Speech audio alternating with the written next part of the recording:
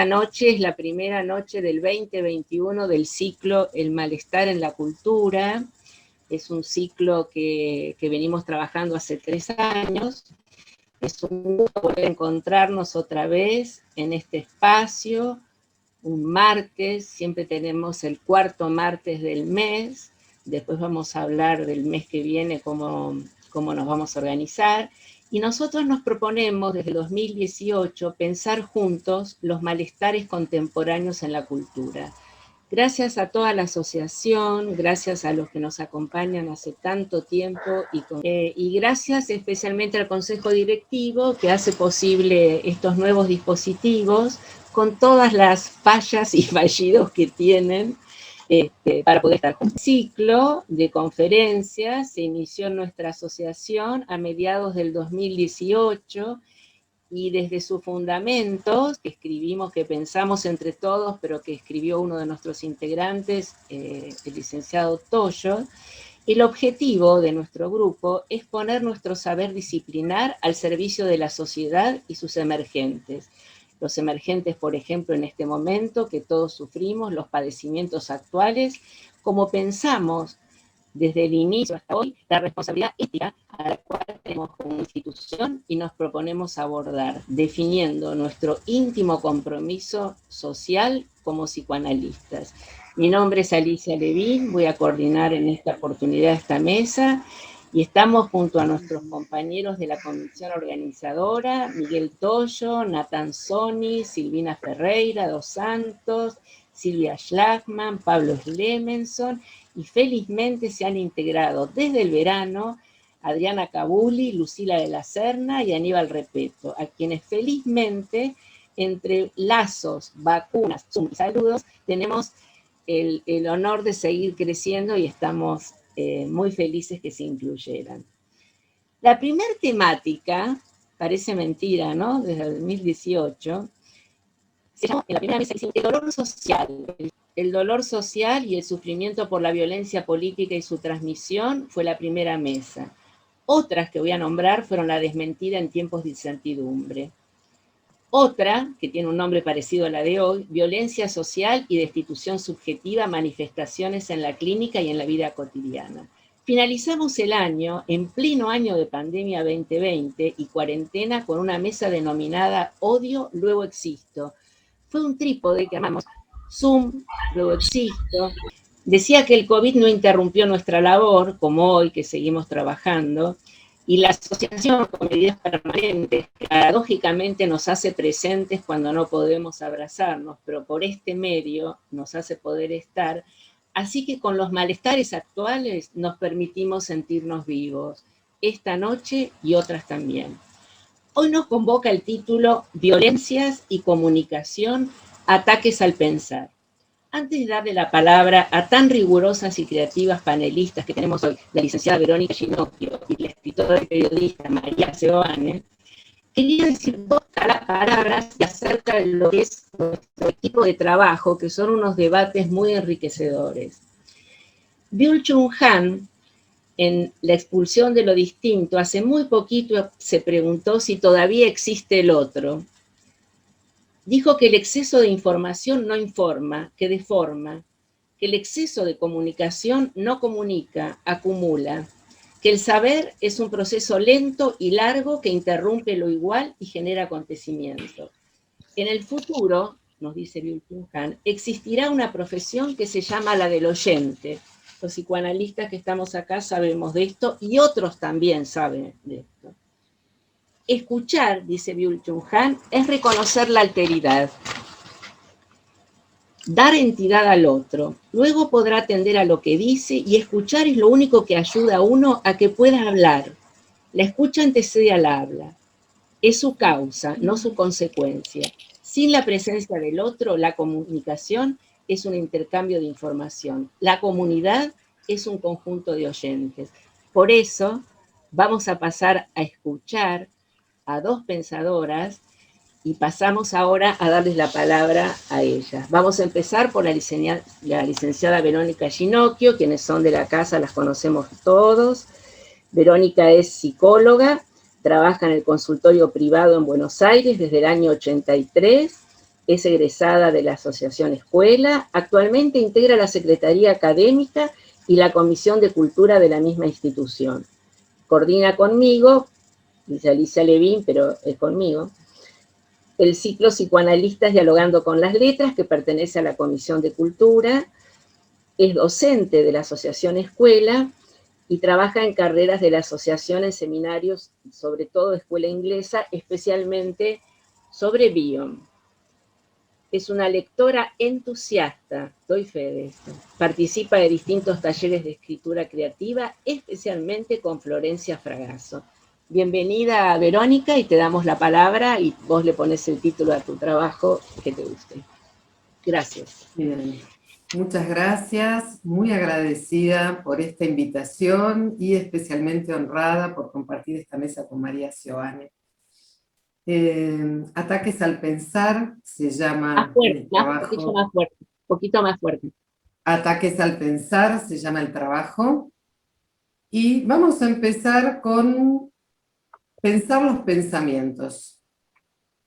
Estaría bueno si pudiéramos tener un teléfono dentro de la cabeza. Así podríamos jugar, ver cosas, escuchar música mientras vamos por la calle, o cuando estamos aburridos, siempre tendríamos algo. Me dice X de 9 años en una escena de consultorio virtual.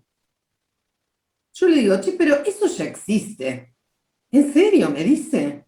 Se llama pensamiento, le digo yo. Vas por la calle, podés imaginar, jugar, cantar para vos y planear cosas con tu propia cabeza. Pero qué buena idea, nunca se me hubiera ocurrido, dice con entusiasmo. Deberíamos decir que este dispositivo mental se llama, con más propiedad, aparato para pensar los pensamientos, y se ocupa de desarrollar el pensar como un quehacer que acontece en el marco de la experiencia humana. Los pensamientos, en cambio, están allí antes, a la espera de que algún pensador los piense. El humano, venido a este mundo con una serie de expectativas, necesidades, miedos y curiosidad, se dirige a su entorno y halla a otros humanos que lo ayudarán a ir teniendo concepciones acerca de sí, de otros y de su entorno a través de distintas experiencias de satisfacción. También se encontrará con obstáculos y exigencias de trabajo que empujarán al psiquismo a desarrollar ese aparato capaz de alojar, sostener y hacer crecer un pensamiento. Nadie aprende a pensar solo. Hace falta el encuentro con una mente capaz de soñar nuestros miedos, nuestras preguntas, nuestros anhelos. Esto, que se llama capacidad de reverie materna, producirá el pasaje de hechos e impresiones sensoriales a material almacenable para la memoria, los sueños y otros pensamientos. Pensamientos como ensayos de acciones, preludios de acciones, sedes de problemas. La mente de quien encarne la función materna obrará como continente, dando sentido a la experiencia y sosteniendo el deseo por la vida. Si este continente puede aportar paciencia y creatividad, la relación continente-contenido se irá haciendo más vasta y compleja, de modo que el intercambio irá creciendo con la casa, las instituciones, la nación, las tradiciones, la historia. Ay, se me pegó la hoja.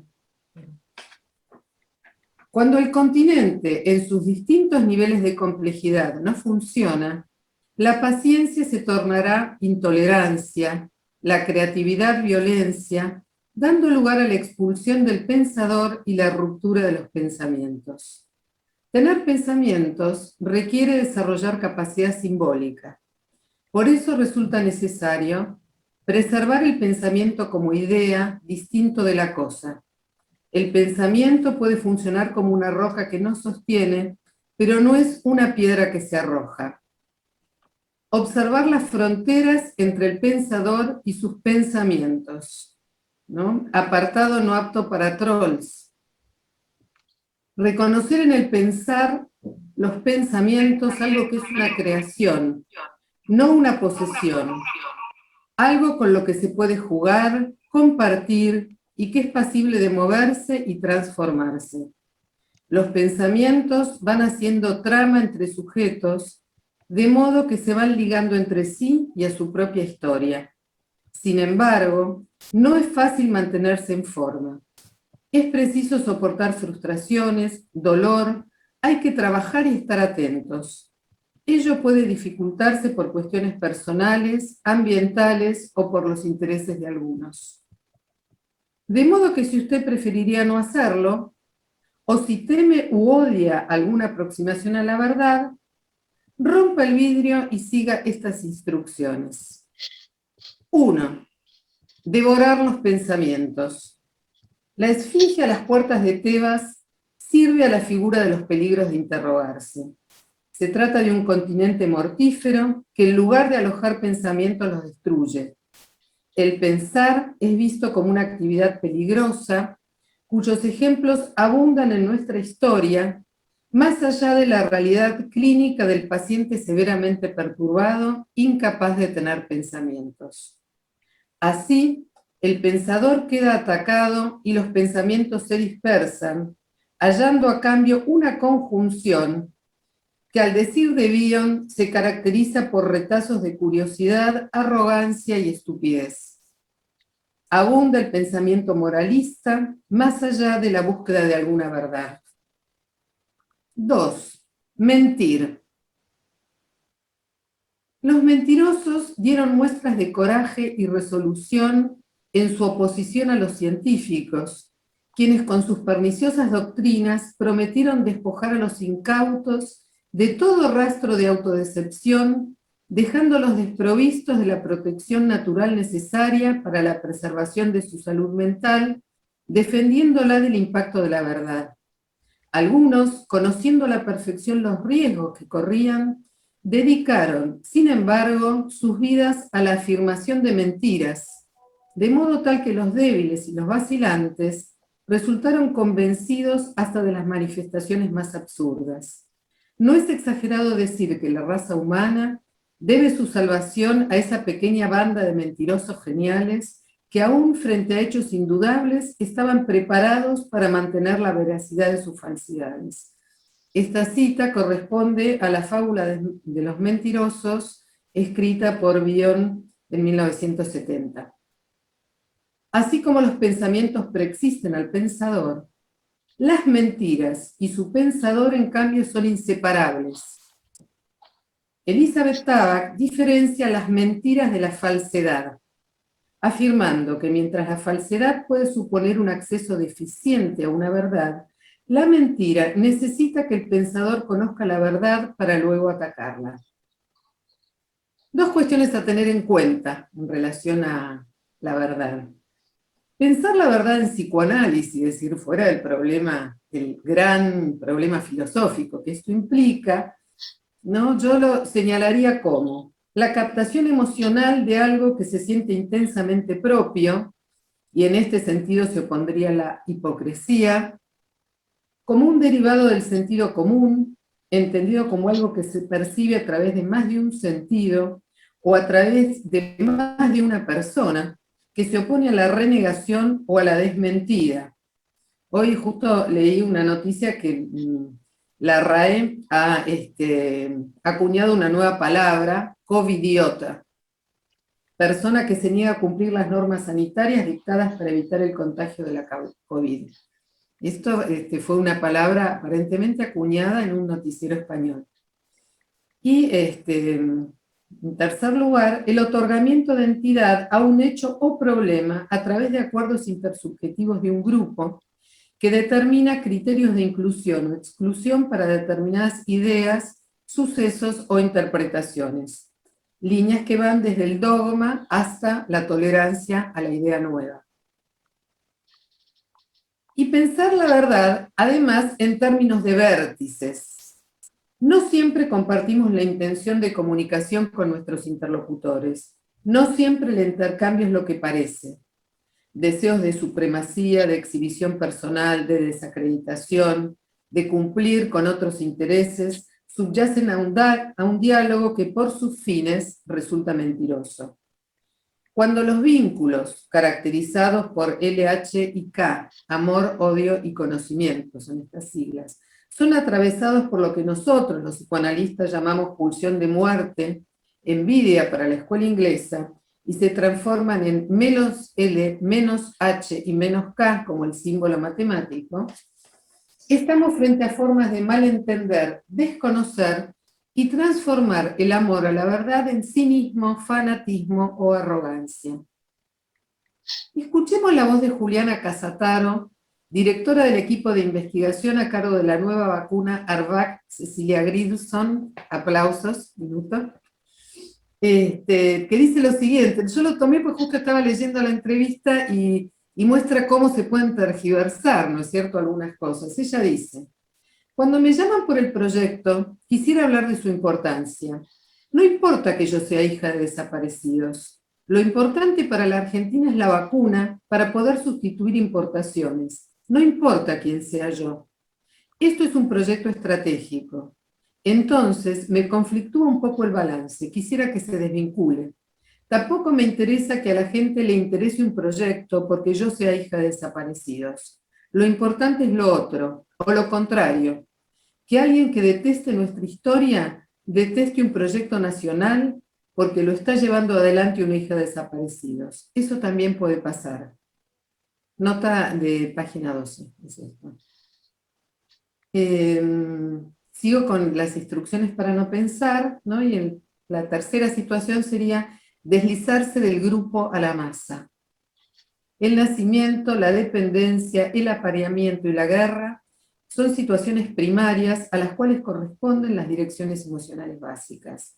En su modo de funcionamiento más primitivo, estas direcciones propician un funcionamiento cerrado, donde un líder que encarna esto que se llaman supuestos básicos, ¿no?, para Bion, que son los de ataque y fuga, dependencia y apareamiento, es seguido por miembros indiferenciados en los que un pensamiento los pone al borde de la herejía o la traición.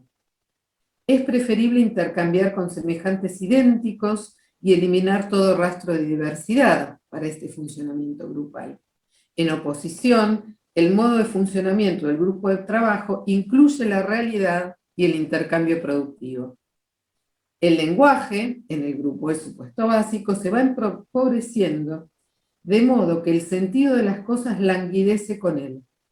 Las palabras quedan encerradas en la clase a la que pertenecen, perdiendo la resonancia emocional y la penumbra de asociaciones singular que cada uno puede aportarle. La masa abandona el lenguaje del logro, evocador e inspirador de pensamientos, emociones e intenciones, para adoptar una jerga, slogan no pensado, no interrogado y repetido o vendido por otros, ocupando el lugar de la verdad. Bueno, habíamos dicho que los pensamientos anteceden al pensador, ¿no? Y ahora quería dedicar un breve apartado a ¿dónde habitan los pensamientos? Esto es matemática, señora, no sentido común. Me dice un conductor de Cabify mientras conversamos sobre un raro e incómodo recorrido que le indica la aplicación. No sé si el señor sabía que estaba haciendo como un postulado filosófico interesante, ¿no? La inclusión de las nuevas tecnologías en la vida de las personas ha sido largamente tratada por distintas disciplinas. En su libro, La siliconización del mundo, la irresistible expansión del liberalismo digital, me gusta mucho el subtítulo, el filósofo francés Éric Sadin describe a la inteligencia artificial como el nuevo superyo del siglo XXI, bajo el dominio del modelo civilizatorio que impulsa el espíritu de Silicon Valley. Según este autor, la algoritmización de la vida plantea un doble reposicionamiento del ser humano, ontológico, por el cual los mismos humanos renuncian a su capacidad de juicio en pos de una nueva instancia de verdad superior, que resuelve mejor las cosas que la deficiente inteligencia humana, y un reposicionamiento antropológico, porque, lo cito a él, ya no es el ser humano quien ejerce su poder de acción con ayuda de su espíritu, de sus sentidos y de su propio saber, sino una fuerza interpretativa y decisional que se tiene por más eficaz legítimamente, consagrada a eliminarlo de sectores cada vez más extensos de la vida. Este autor describe el espíritu de Silicon Valley como una forma de colonización más compleja y menos unilateral que la colonización de siglos anteriores, ya que no se la vive como una violencia ejercida sobre el sujeto, sino como una aspiración del sujeto.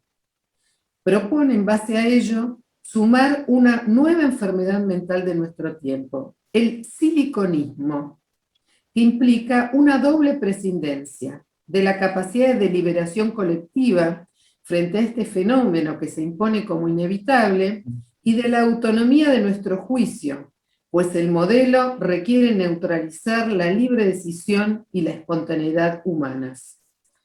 Para terminar, no soy yo, es el algoritmo, le digo a una amiga, que me atribuye un conocimiento excesivo sobre algunos objetos de consumo, como si efectivamente me hubiera hecho experta a través de algún tipo de investigación sistemática. Hace un tiempito breve salió ahí en las redes un personaje que se llama Santiago No Estudié Nada, que entre otras cosas afirma, es un stand-up, ¿no? Afirma que el COVID es un estado mental. Gerald Brunet, un sociólogo francés, en su libro Apocalipsis Cognitivo, plantea que estas primeras décadas del siglo XXI han instaurado una desregulación masiva de lo que él llama mercado de las ideas, y que refleja una masa inédita de información disponible y la posibilidad de que cualquiera pueda volcar su representación del mundo en este universo informativo. Esto ha debilitado el rol de los guardianes tradicionales de este mercado, los científicos, los notables y los periodistas. Dice que cualquiera en una red social le puede discutir sobre vacunas a académicos con formación y experiencia y teniendo más llegada que el mismo científico. Concluye que la proliferación de información favorece más la credulidad que el conocimiento fundado. Y en este sentido, discute el evolucionismo cognitivo, que llevaría a concluir que las ideas más aptas científico-moralmente serían las que sobrevivirían. Se apoya en que si las ideas se rigen por las leyes del mercado, lo que se impondrá no es el mejor producto cognitivo, sino el que produce mayor satisfacción. La credulidad se impondría sobre el conocimiento metódico. La pelea no es por la calidad del conocimiento, sino por captar nuestra atención, nuestro tiempo de cerebro lo llama. El Apocalipsis, en su sentido originario, remite, según el autor, a una revelación. Y él se pregunta, como interpelando al humano de hoy, con este tiempo disponible, ¿aprenderemos física cuántica o miraremos videos de gatitos? Cierro con una conferencia en Roma de Bion 1977. Yo cierro, esta es una apertura de conferencia, ¿no? Pero la estoy usando para terminar. Empezaré pensando que cuando existen muchos individuos aquí, hay también muchos pensamientos sin pensador. Y estos pensamientos sin pensador están esparcidos en el aire. Sugiero la hipótesis de que están buscando un pensador. Espero que alguien se pueda sentir preparado para alojar estos pensamientos en su propia mente o en su propia personalidad. Me doy cuenta que es una gran petición, porque estos pensamientos sin pensador, pensamientos vagabundos, son también pensamientos salvajes potencialmente. Si caigo en el silencio, es con la esperanza de que puedan escuchar sus pensamientos, por muy primitivos que les parezcan. Muchas gracias. Gracias, Verónica, muchas gracias.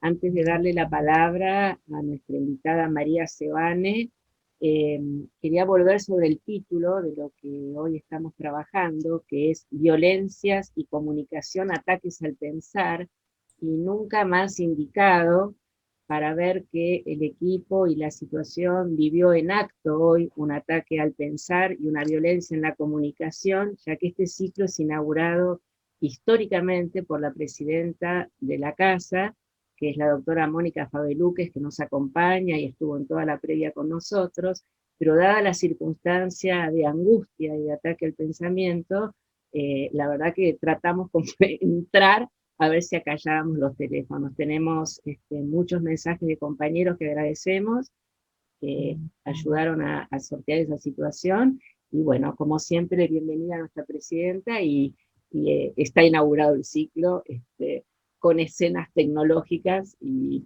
con variantes. La hemos sobrellevado y los trabajos son exquisitos. Le damos la palabra entonces a María Sebane, que nació en Buenos Aires, es periodista y escritora. Dirige desde el año 2007 el Centro Cultural Caras y Caretas. En su trayectoria también fue directora ejecutiva de Radio Nacional, editora en la revista Noticias, fue consultora y analista de la Comisión Interamericana de Derechos Humanos de la OEA, elaboró el informe Historia de Derechos Humanos en el 2004, realizó la investigación y el informe Historia de la Educación en la provincia de Buenos Aires, y nos pidió acortar su currículum, dado que además de escribir tiene muchos premios. El jurado del premio de la Casa de las Américas voy a nombrar algunos de tantos premios: el premio de la Casa de las Américas 1991 en Testimonio y Concurso para Educación de la UNESCO. También recibió, entre otros premios, el premio Conex al mérito en las letras, el premio internacional de prensa Rey de España en el 98, el premio a la labor periodística Rodolfo Walsh, otorgado por la Facultad de Periodismo de la Universidad de La Plata, y el premio a la trayectoria como mujer destacada. Y hace 2 meses, el 22 de marzo del 2021, un año, fue considerada ciudadana ilustre de la ciudad de Buenos Aires, que lo vimos por todos lados. María Sebane, bienvenida, y te escuchamos con mucho interés. Bueno, muchas gracias. La verdad que me siento un poco cohibida porque ustedes son todos la gente que veo los profesionales que veo a través de la pantalla, los que alcanzo a ver, y haber escuchado a Verónica con sus reflexiones, son de una profundidad que la verdad que uno considera que el Zoom es como un lugar de de empobrecimiento, porque cada frase y cada reflexión que hablaba Verónica era como un mundo para poder empezar a pensar, como si que cada frase tuviera detrás una biblioteca de la condición humana, de la historia de la humanidad, ¿no? O sea, no porque lo diga Verónica, sino porque detrás de lo que ella transmite existen otros y otras que han construido durante años pensamiento. Bueno, por eso me siento un poco cohibida, porque yo no... ¿Qué pasó?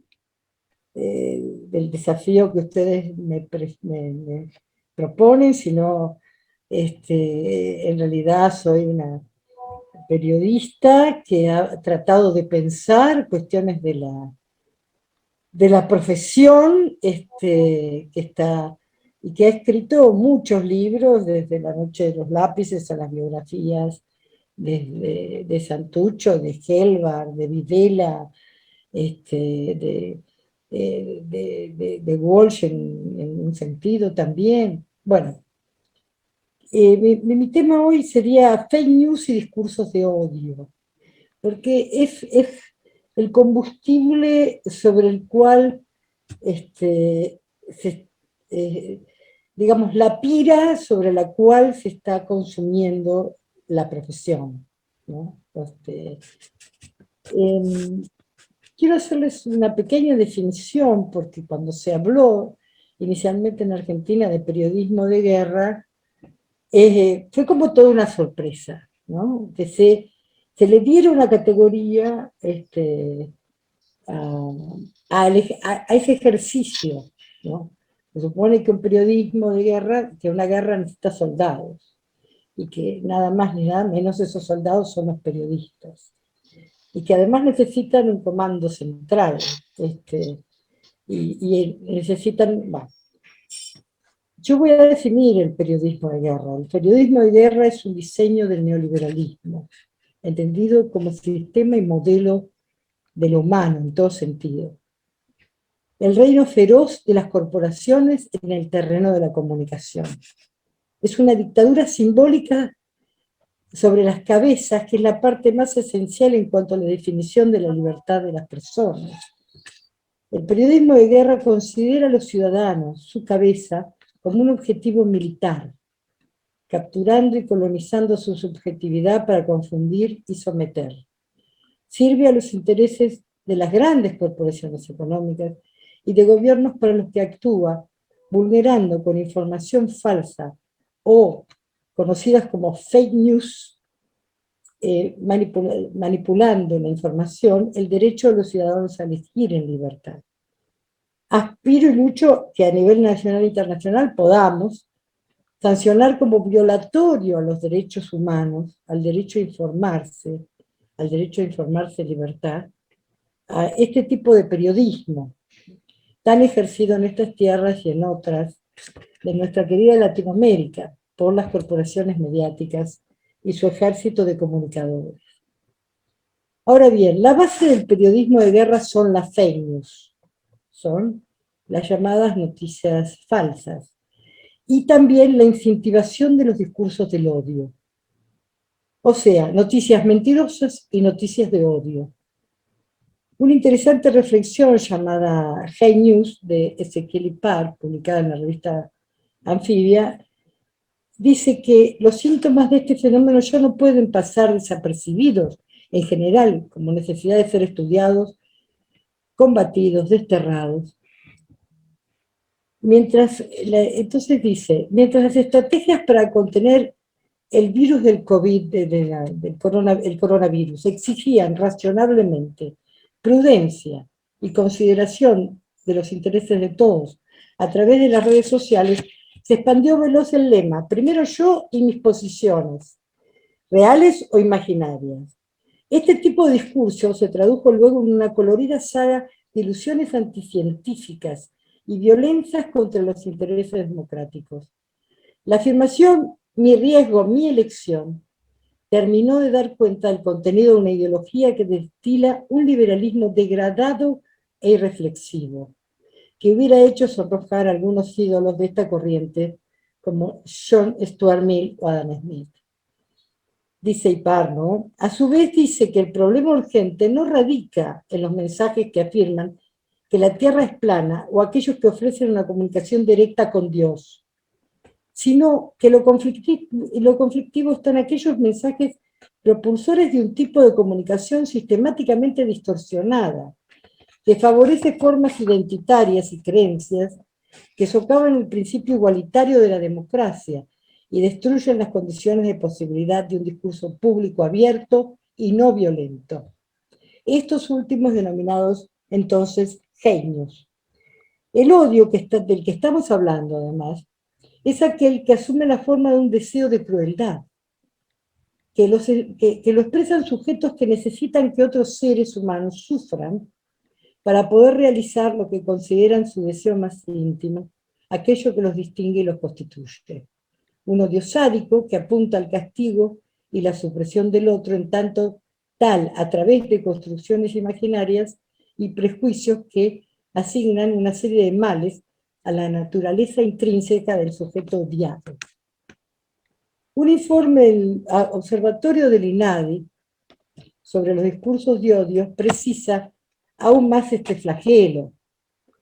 Allí dice, según Hegel, cuando dos conciencias se cruzan, se genera una alienación en la diferencia, que hace que una desee en esencia el deseo de la otra, es decir, que se la reconozca.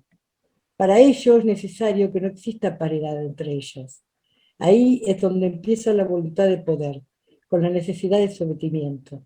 Esa lucha en extremo proyectivo, dice Hegel, es una lucha a muerte, hasta que una conciencia no somete a la otra, no termina. El resultado de este proceso, finalmente por síntesis, es lo que dicho autor llamó la dialéctica del amo y del esclavo. Y entre otros elementos constitutivos del ser humano, la lucha por el reconocimiento, en este sentido, implica la raíz del odio. El informe aclara que en la actualidad el discurso de odio se genera y propaga principalmente a través de canales que se retroalimentan entre sí. Los medios de comunicación, diarios, radios, televisión y redes sociales. Estos actores han tenido un gran protagonismo en la generación y difusión del discurso del odio. Aunque medios como los diarios, la radio y la televisión también pueden generar discursos de odio directamente, es particularmente relevante su contribución a crear un clima social propicio a este tipo de discurso, principalmente a través de su facultad para configurar la agenda pública y determinar qué es noticia, y para generar, normalizar o reafirmar estereotipos y prejuicios de acuerdo al tratamiento que hacen de la diversidad. En estos últimos años, los discursos de odio han tomado un rol preponderante en la realidad digital. Redes sociales, plataformas virtuales, tecnologías de la comunicación llamadas TICs. La conexión masiva a Internet, su instantaneidad y su anonimato, entre otras cosas, agravan aún más la problemática. Los principios que deberían guiar la tarea de informar son veracidad, honestidad, exactitud, transparencia. Los medios de comunicación deben ser justos, exactos, exhaustivos, y en esos principios coinciden la mayoría o casi la totalidad de las declaraciones internacionales, los códigos de ética, las líneas directrices y los manuales de estilo de todos los países del mundo. Pero eso no ocurre. Veracidad, imparcialidad, claridad del mensaje y rigor en el uso de las fuentes. Pero eso no ocurre. Ahora bien, todas las sociedades consideran la violación a la veracidad en la información o fake news como un atentado a los derechos de los ciudadanos a informarse con exactitud.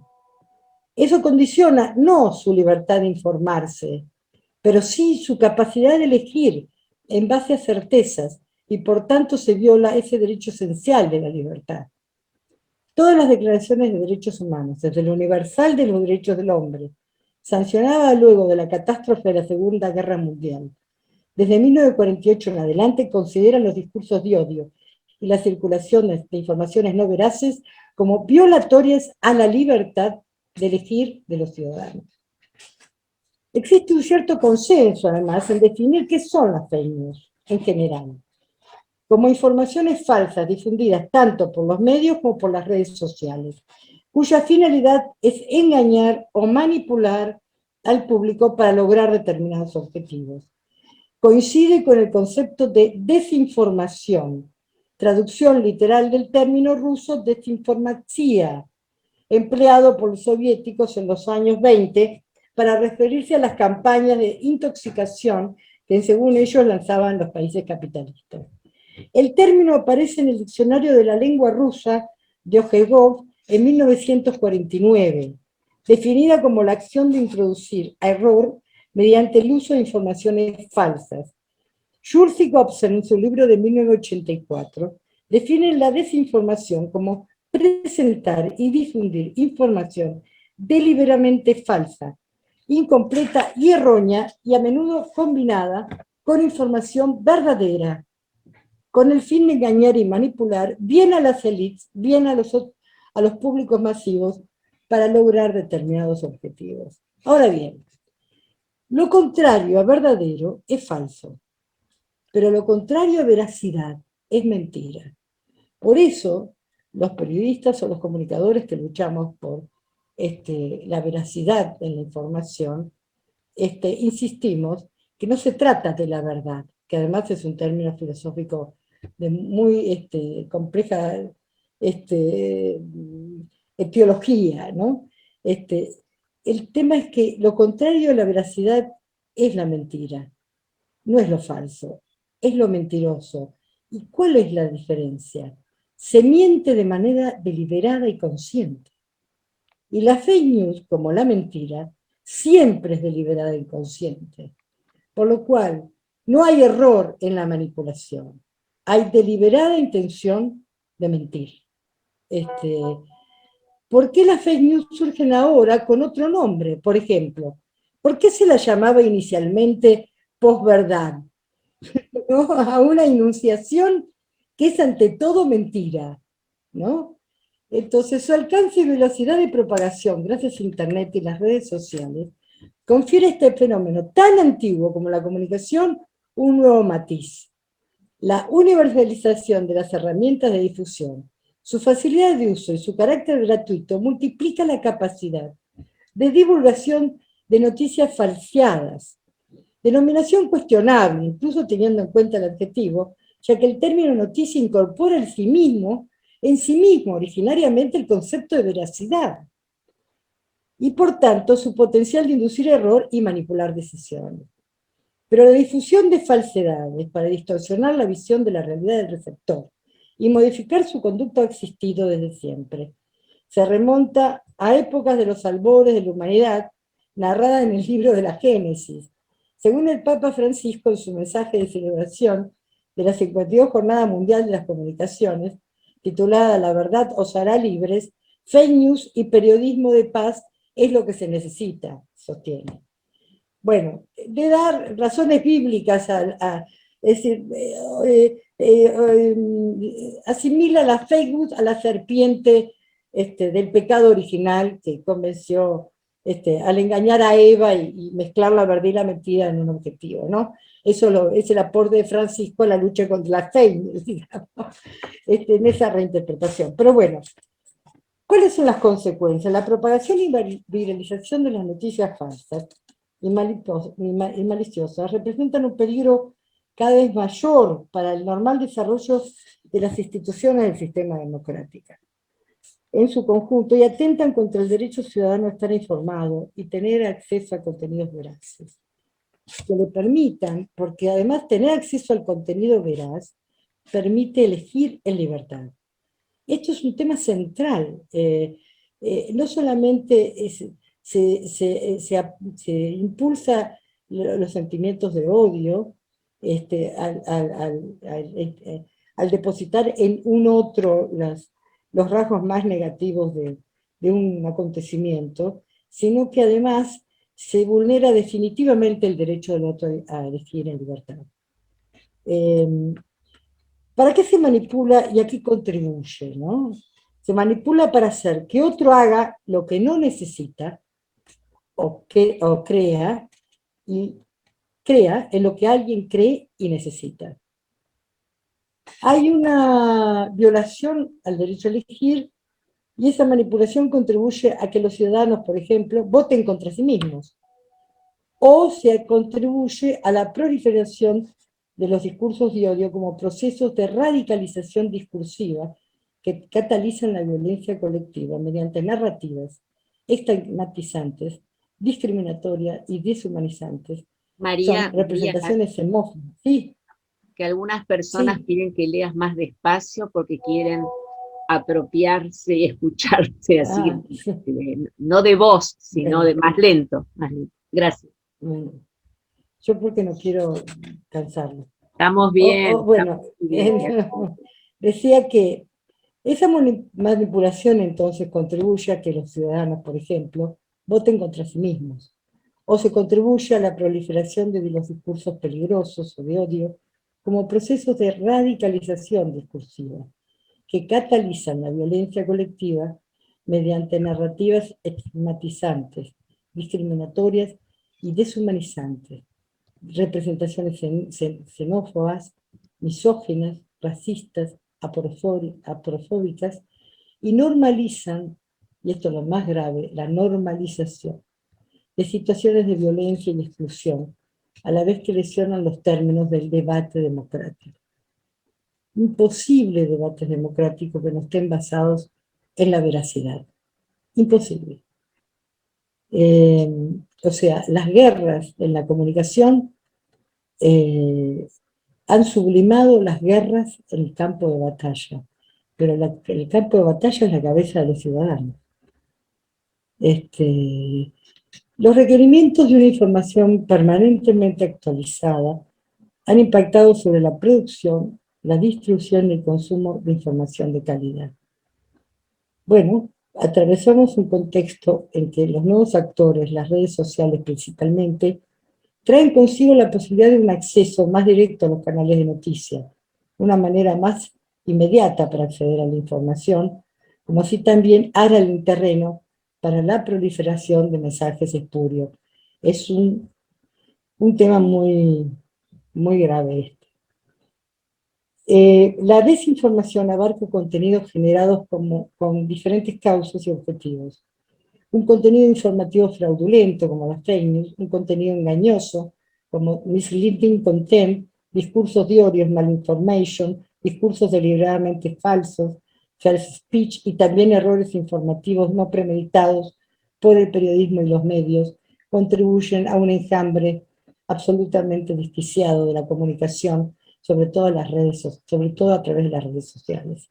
Por otra parte, bueno, los contenidos falsos carecen de las normas y los procesos editoriales para garantizar credibilidad y exactitud que permitan orientar a la ciudadanía en la toma de decisiones en democracia. Bueno, en este punto, algunos autores ya han comenzado a hablar de fakecracias,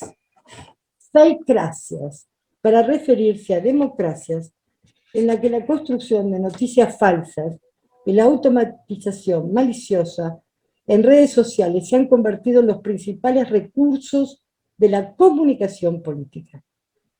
Esto es muy importante porque es el momento en el que estamos. Hay la particular construcción de noticias falsas y de discursos de odio contribuye a una especie de circulación, a una especie de institución como si fuera una dictadura de las redes sociales en función de la violencia a través de la mentira y de la manipulación. La circulación a gran escala de contenidos desinformantes y noticias falsas en campañas electorales, como la de Mauricio Macri en Argentina en 2015, de Donald Trump en 2016 y de Jair Bolsonaro en 2018, o durante el referéndum del Brexit en el Reino Unido, en las que participaron activamente tanto autoridades en la red y usuarios de menor rango, como medios falsos, cuentas inexistentes, trolls, bots, constituyen claros ejemplos de cómo la propagación masiva de mensajes fraudulentos en plataformas sociales afecta la estabilidad política y favorece la polarización social, incitando a la violencia y el odio. El control de los contenidos en las redes resulta una materia sumamente controversial y dificultosa cuanto más crece el número de usuarios. Sumado a esto, el problema se agrava porque el modelo de negocios de las redes, sustentado en los ingresos de publicidad obtenidos a través del clickbait y la viralización, se beneficia del tipo de contenido que genera mayor interacción entre los usuarios. En este punto, las fake news son un brazo fuerte del ecosistema mediático de la desinformación y, por supuesto, son parte de un gran negocio. Bueno, acá, ¿cómo combatir el odio y las fake news? Yo no querría cansarlos, pero solamente quiero terminar con esto. Estamos en un problema. Porque la pregunta es, ¿qué medidas puede tomar el Estado para paliar las acciones en medios y periodistas que realizan con la intención de hacer circular informaciones falseadas? Que las fakes, ya sabemos, news, son la base con la que se construye además los discursos de odio, ¿no? Y al estar protegido por las convenciones, yo no, digamos, es un poco difícil, pero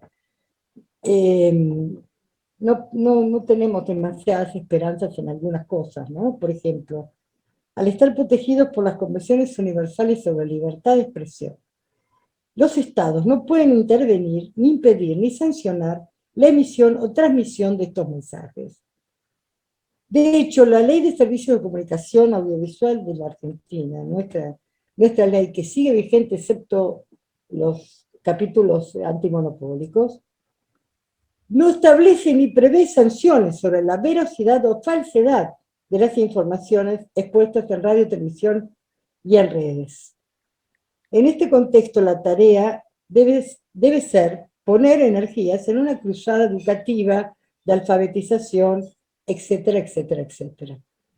En realidad, lo que está ocurriendo, sí. No, si querés Perdón.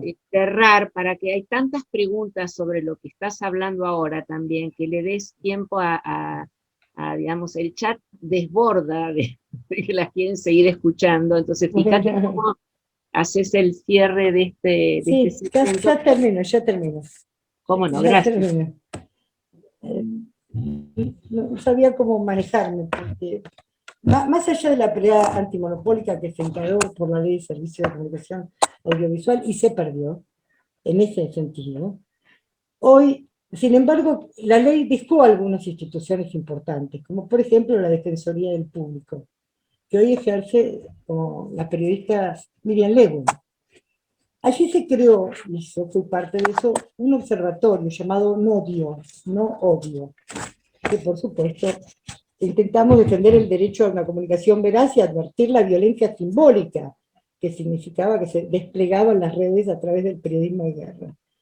Al momento de su lanzamiento, las corporaciones mediáticas pusieron el grito en el cielo, porque no quieren ser controladas.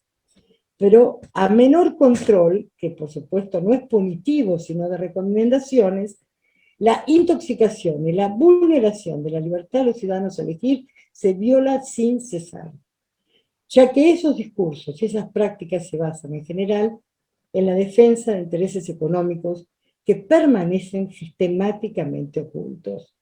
O sea, se miente, se odia para saquear. Se saquea la subjetividad, o se saquean los bienes, o se saquea la vida. Pero cuando en periodismo se miente y se odia, es siempre para saquear. Gracias. ¿Eh?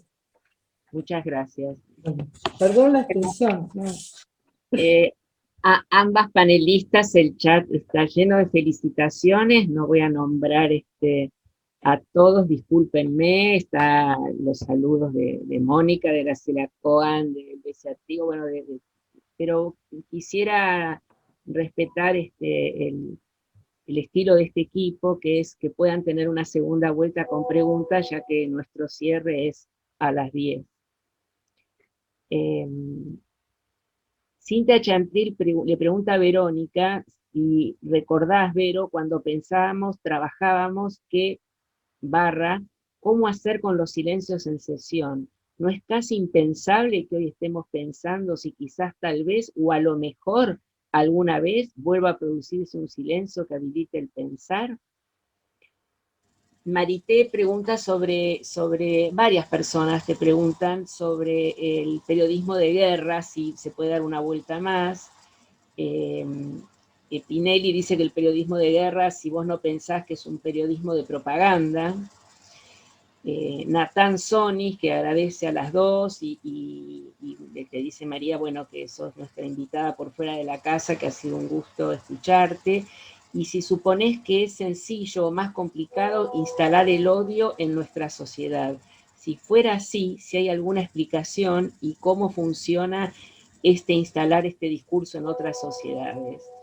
Para ambas, Fabiana Actis pregunta, ¿qué reflexión les merece la posible ligación del periodismo de guerra y el discurso del odio con la perversión? Abel Fuentes pregunta si es cierto que el campo de batalla es la cabeza del ciudadano. ¿Les parece que pongo dos más y hacen ustedes una apretadita? ¿Cómo lo ven? ¿Sí? Adriana Cabuli dice, a María le pregunta, ¿pensás que el periodismo de guerra está en consonancia con lo que se conoce como necropolítica, o sea, aquellos regímenes que deciden quién vive y quién no, disfrazado de democracia o en este caso de información? Lucila pregunta a María, ¿la intoxicación con noticias falsas buscan un caos político que prepara el terreno para la confusión, la manipulación y la instalación de sistemas políticos? Y bueno, va a entrar la última, que es la de María Casariego. Cintia, esta te la corro un poquitito para ver si hay más tiempo, la tuya. Dice, gracias por los aportes y por qué consideran ambas que es tan eficaz el discurso del odio, por qué resulta tan atractivo en líderes despóticos y odiadores.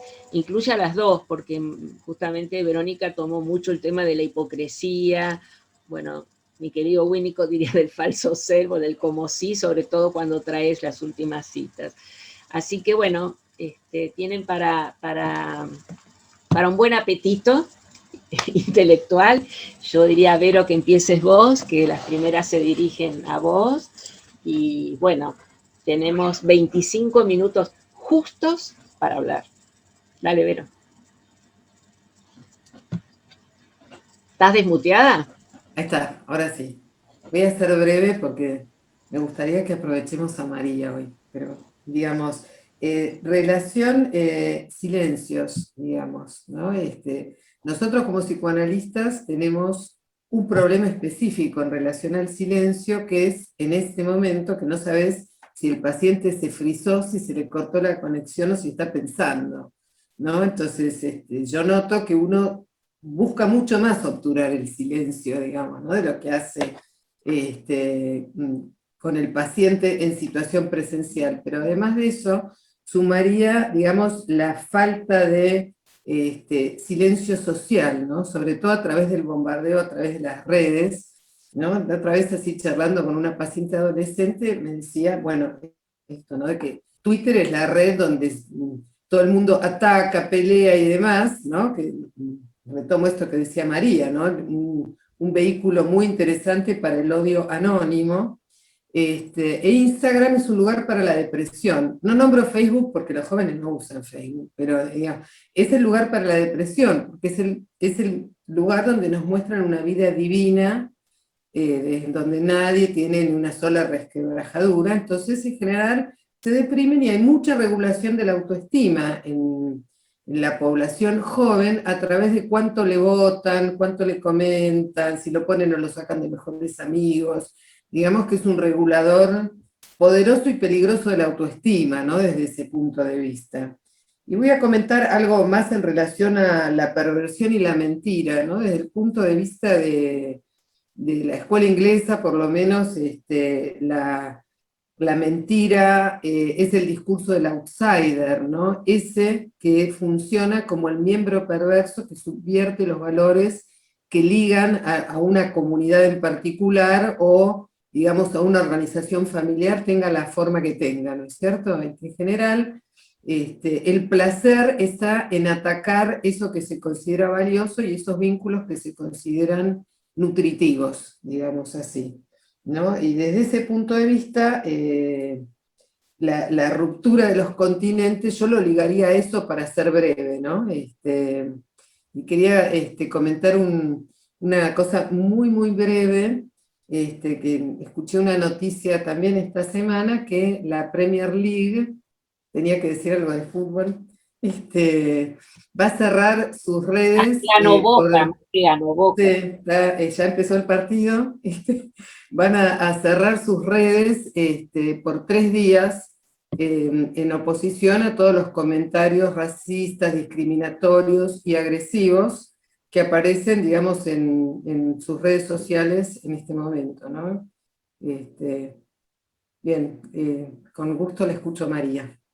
A ver, María, ¿qué te parece si te agrego 3 preguntas que van directamente a vos y hilvanás?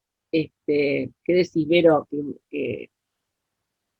A ver, Mónica Fabeluques dijo una frase que dice, miente, miente, que algo quedará, en relación a lo que decías. Pablo Slementon te pregunta por qué si la confianza pública está regulada y controlada por el Estado, en el caso de las instituciones bancarias no hay un control del mismo tipo sobre la honestidad intelectual en los medios.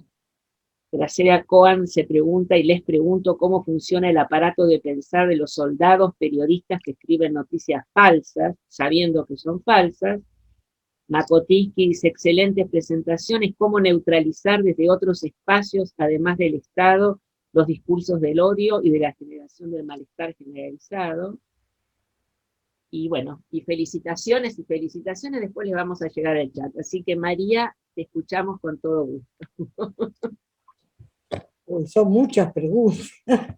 Elegí, La elegí, verdad, elegí. no, digo, preferiría hacer una reflexión que las englobe, porque todas, Claro, digamos, me claro, esa es la parece que el tema es, desde el punto de vista, cuando uno piensa, eh, una cosa son los personajes individuales que actúan en las redes sociales, que en general guardan su anonimato, o como decía Verónica,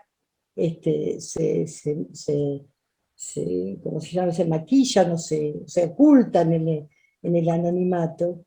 Y otra cosa es la construcción de discursos del odio y de fake news desde aparatos comunicacionales como las grandes empresas que participan en la construcción de la información pública y en la difusión de la información pública. Entonces uno piensa que hay 4 grandes empresas en el mundo que controlan la producción de sentido del conjunto de la humanidad. Google, Apple, Facebook, Twitter, ¿no? Y son los grandes ganadores, además, del capitalismo en cuanto a riquezas. Entonces, cuando uno piensa en una corporación, no se puede pensar en un periodista individual haciendo periodismo de guerra. No se puede pensar en un periodista individual haciendo discursos de odio de manera individual desde su computadora. No. Generalmente los discursos de odio, las fake news, los discursos de odio, son partes de un mecanismo colectivo que está sistematizado por empresas, por corporaciones. Y esas corporaciones tienen un objetivo estratégico, que es poner gobiernos, sacar gobiernos, levantar candidatos, aplastar competidores, etc. Eh, lo más violento de la construcción del periodismo de guerra y de las fake news es que siempre se trata de eliminar un adversario que ya no se puede eliminar desde el punto de vista político con la hazaña de una dictadura, de un sistema estatal que viola y mata como tuvimos en el 76. La sofisticación de estas armas nuevas impone eliminar al adversario en su prestigio, en su capacidad de resistencia, en su capacidad de ocultarse también. Porque cuando uno dice, ¿cómo es posible que a una fiscal de la Nación que no querían tenerla ahí, le publicaron los teléfonos de las hijas en el diario? Entonces, hay un cambio. Por eso es tan grave el tema. Estamos en una trampa, porque la libertad de expresión impone que los estados no puedan criticar la información, o que sea falsa, de un medio, porque se defienden con la libertad de expresión. Pero por otro lado, esa construcción de la información desde corporaciones que están integradas, que determinan qué tipo de negocio le conviene, qué tipo de gobierno le conviene, y que no puede ser usado nuevamente como el viejo sistema de las dictaduras de los años 70, 80, la violencia sistemática desde el Estado contra los civiles, pero sí puede ser usada una forma de violencia enmascarada a través de los medios de comunicación. Esto se ha visto claramente, por ejemplo, la construcción. Si uno piensa, yo puedo decir, ¿cuándo comenzó la campaña electoral de Macri? Basada en una violentísima fake news. Fue cuando ellos dijeron que Nisman había sido asesinado. Entonces, toda la construcción, y eso ocurrió el 13 de enero de 2015, cuando comenzaba la campaña electoral para votar en octubre de 2015. O sea, y uno puede llegar a pensar detrás de eso, ¿acaso la muerte de Nisman, o sea, cuál era la operación destituyente del comienzo de la campaña electoral, la más gigantesca fake news que se construyó en Argentina de los últimos años, que fue que Nisman había sido asesinado cuando todas las pruebas, aún hoy indican que se suicidó? Entonces, esa gran fake news construida en enero de 2015, fue el inicio de la campaña electoral del macrismo, como Cambridge Analytica admitió haber colaborado en el Brexit, para el Brexit. Bueno, pero también había colaborado en la campaña de Macri. Entonces, aquí hay una construcción, que es la construcción de estados paralelos cuyas armas han cambiado. Por eso es tan importante el tema de las fake news y el tema de los discursos de odio. Porque son, en realidad, son como las piezas que articulan proyectos. Y esos proyectos, detrás de esos proyectos de dominación de las cabezas de los ciudadanos, está absolutamente el interés económico de las corporaciones que los manipulan. No hay, es curioso el mundo neoliberal del siglo XXI, porque no son estados, en su mayoría, los que iniciaron este combate, sino las grandes corporaciones. Pero cuando los estados lo usan, deben fingir demencia, como dicen los mexicanos, deben fingir que no existen, que eso lo hacen las corporaciones, que eso lo hace Cambridge Analytica, que eso lo hacen algunos consultores internacionales como Durán Barba, aconsejando a grandes granjas de trolls, que son los soldados que tienen en las penumbras, en las sombras de las redes sociales, para introducir los discursos de odio. Bueno, a falta de dictaduras y ejércitos en la calle, tenemos esos ejércitos invisibles sobre las cabezas que producen informaciones que se llaman fake news, porque no son informaciones falsas, mentiras, y la mentira implica una deliberación. Uno miente para obtener un resultado, para obtener del otro algo, su sumisión, su derrota, su eliminación. Entonces, bueno, creo que, por ejemplo, la gran operación destituyente de lo de Nisman, resulta que la operación no era su denuncia, sino su muerte.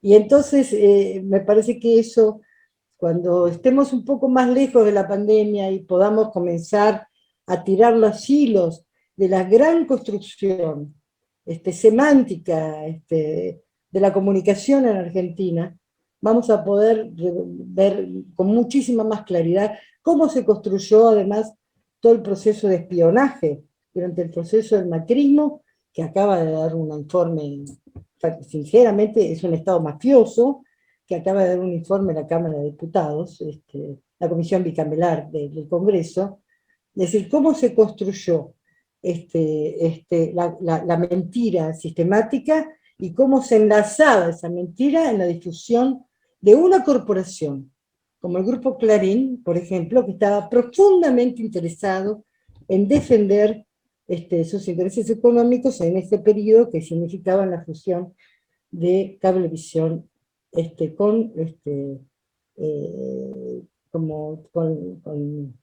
con la Telefónica, ¿no? Entonces con Telecom. ¿Por qué? Porque eso le daba el tope de poder, ¿no? Que venía construyendo desde 1990, al pasar de la gráfica, no, desde 1976, al quedarse con la fábrica de papel, al pasar luego al mundo de la televisión Hablo de Clarín como una gran corporación, y desde Clarín es donde se admite el periodismo de guerra a través del periodista Julio Blanc, que tenía muchas cosas, Julio Blanc, pero en un lugar era un gran periodista y un hombre honesto. Entonces, a mí me parece que eso es un poco lo que quería decir. Creo que estamos en un verdadero problema y hay que pensar que la fake news, los discursos de odio, detrás de eso hay la estructura de una gran corporación donde el objetivo absolutamente central es que la gente haga lo que necesitan que ellos necesitan que haga, justamente porque cada una de esas acciones se traduce en un Bitcoin, por ejemplo. ¿No? No hay nada. Y el problema es cómo están los estados frente a eso y cómo están las corrientes de pensamiento de recuperación de la comunicación a escala internacional. Hay mucho para trabajar, estamos un poco desorientados en ese sentido. Bueno, Gracias. no sé lo que yo pienso de esto. Sí, gracias. Y gracias también bueno, bienvenida Graciela Andrés. Hay gente que hace comentarios sobre los dos trabajos, sobre el odio, sobre lo que dijo Pepe Mujica, decía Graciela Andrés sobre el odio. Pero Vero tiene todavía algo más para decirnos y creo que merece, francamente, que no se lo lleve al vinito de la noche, así que por favor. unos minutitos, así para que cumplamos nuestra palabra de las 10. Quería subrayar este concepto de vértices.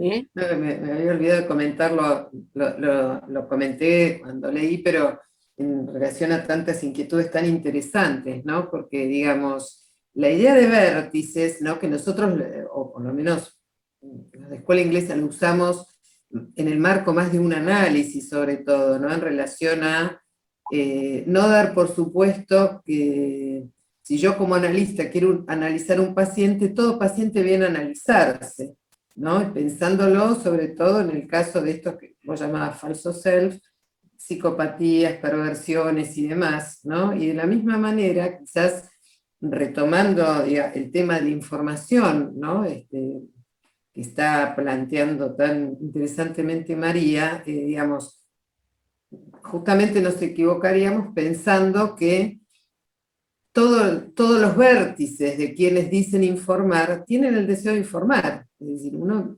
no tiene que dar por implícito el tipo de intercambio que oficialmente se propone, ¿no? Desde ese punto de vista. Gracias. Hay una idea, ¿no? que nos traen como siempre Daniel, Mariana Vikinki y Daniel, que nos acerca a la próxima mesa, pero habla de ustedes dos, ¿no? Dice, excelentes presentaciones, ofrecen resistencia a la captura de nuestro pensamiento, es una tarea cotidiana. Gracias Verónica, gracias María. Dos perspectivas, una desde la producción de la subjetividad y la otra ofreciendo consistencia política a la discusión de este mecanismo. Yo hoy cuando le escribí a María y al grupito del 27 de abril, pensaba que qué interesante lo que se construyó hoy, ¿no? Porque a este equipo de malestar le interesa que la gente tenga ganas de venir para pensar, no para repetir. Somos pensadoras, creativas y originales. Ahí, ¿no? Plantea, justo Vero que habla de que se necesita el otro para pensar, que el niño necesita otro para poder pensar, y todas las reacciones, digamos, de situaciones reactivas, o cuando trae María todo el tema del odio. Así que nos dejaron, y lo puse en el chat, un montón de preguntas para el equipo para poder seguir trabajando. Y esto ya no es una pregunta, vamos a dejar, creo que si Alejandro pones el flyer de la próxima mesa y después vamos a aplaudir a las panelistas, así que lo pones, así lo anuncio. El sábado 15 de mayo nos vamos a un sábado porque nos tocaba un feriado, pero además porque la invitada es una argentina que vive en Francia, así que vamos a respetar el horario de ella. La invitada es Jules Palquet y el nombre de la mesa es Feminicidios. Y una pregunta, ¿una cara coercitiva de la globalización? Obviamente en sintonía con lo de hoy, es una mesa que va a estar coordinada por Silvina Ferreira dos Santos y Miguel Tollo. Obviamente los esperamos, pero hay algo que enhebra, ¿no es cierto? Hablo a mis compañeros y a todos los que nos siguen hace 3 años y a los que por primera vez están, que necesitamos esto, ¿no? Poder llevarnos preguntas, poder pensar, y es nuestro trabajo en el equipo enhebrar esto como sucedió hoy, ¿no? Se encontraron ahí, ¿no? Y la verdad que no lo saben María y Verónica, nos reunimos antes, ninguna conocía el texto de la otra, pero sí muy comprometidas con la invitación. Así que Alejandro, si sacás el flyer, vamos a pedir que se desbloqueen los micrófonos. Les estamos muy agradecidos, todo el equipo, hablo, yo soy nada más que una representante. No va a ser la última vez, pero siempre está, y María, ¿quedás? Les invito al asado, eso. Pero el asado era una terraza enorme, ahora, María. Así que... Los dos te decía que tanto lo de Verónica como lo mío, tiene, es esencialmente el tema es el sujeto. Es el sujeto, es la libertad del sujeto. Entonces, la verdad, la verdad y la mentira, la manipulación, la negación, la subordinación, es el sujeto que vuela o el sujeto encadenado.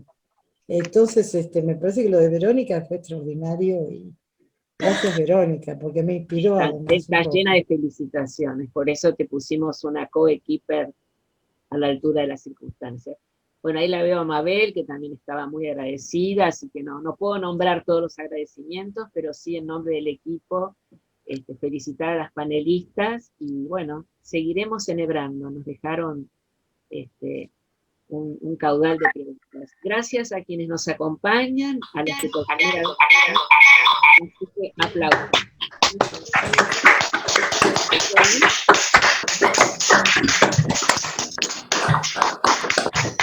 Muchas gracias. Muchas gracias y muchas gracias a todos. Muchas gracias. Gracias.